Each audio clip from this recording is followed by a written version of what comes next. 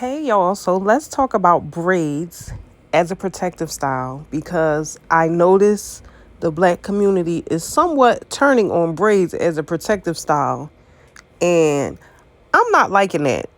Mainly because I was a professional braider since I was born. So I've done a lot of braids over the years and I've grown a lot of hair over the years. And there's a lot of false narratives floating around about braids. So let's get into that. Starting with the fact that the braids are damaging your hair and it's not growing your hair. Again, braids have been a staple in our community since the beginning of time, right? But we just gonna start with as far back as I can remember. Now, what I do know about today's braids is the fact that the girls are shellacking so much product on your hair to the point that it's more than likely clogging your pores and stunting your growth. So we're first going to start with it's not the braids, it's the technique. Braids have always been that go-to style that, like, let's just say you got a haircut that was a little too short for your liking, or you damaged your hair somehow, or you chemically damaged your hair and you had to cut it and you weren't satisfied with the length. Braids was the go-to solution that you could put your hair up for a couple of months, and then when you take it down, you'll see a difference in your hair, especially depending on the amount of time that you keep them in, because I noticed that that's a huge debate too, as far as the time frame at which you should remove your braids. Now, I am a 3-month girl. I will leave locks or braids in for 3 months. Sometimes I touch them up. Sometimes I don't. It depends on how I feel. But I like the lived in braided look. So I'm comfortable with how my hair and my edges look with leaving my braids in for a long time. Now, that's something that may vary from person to person because you have some people who they'll leave their braids in for a certain amount of time and they'll get a touch up in between. But you leave those braids in for a certain amount of time, you take them out, you see growth, period. Lymph retention, for sure.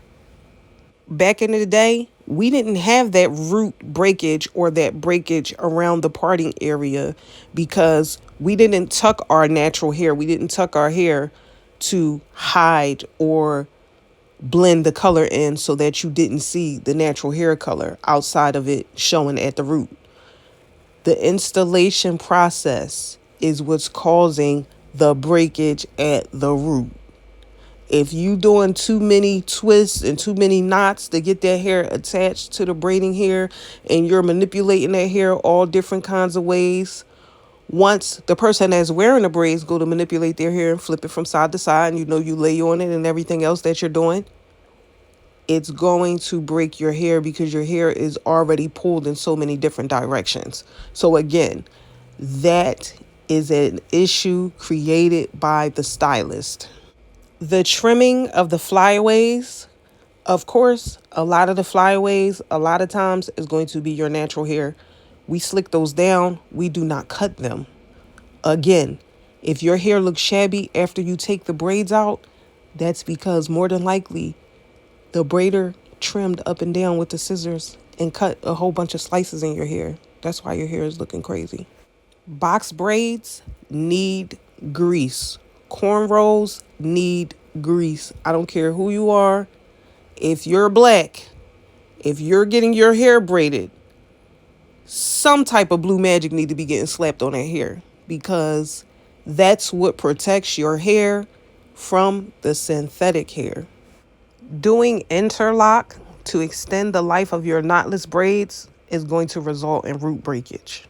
You want to wash your braids or wet them and retwist them as you would retwist a set of locks just to smooth your roots out, or take them out and get them redone at the top, or just take them out completely because it's not worth damaging your hair to extend the life of your braids, and you're going to do the interlock method, which is for locks, right?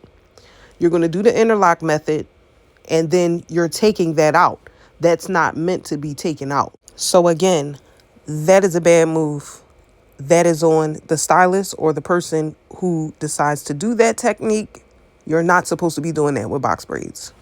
And don't get me wrong, for some people, this may not be true because some people has a strong enough strand that they can interlock their hair and then take it out, detangle, and their hair is still in their scalp. God's favorite. But we not talking about y'all. We talking about the people that can't stand it. Because the other thing too is everybody cannot get the same technique.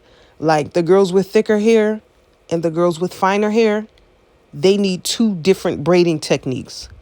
Like some girls need lighter, smaller braids around their perimeter so that their softer hair that's around their perimeter can actually support the weave.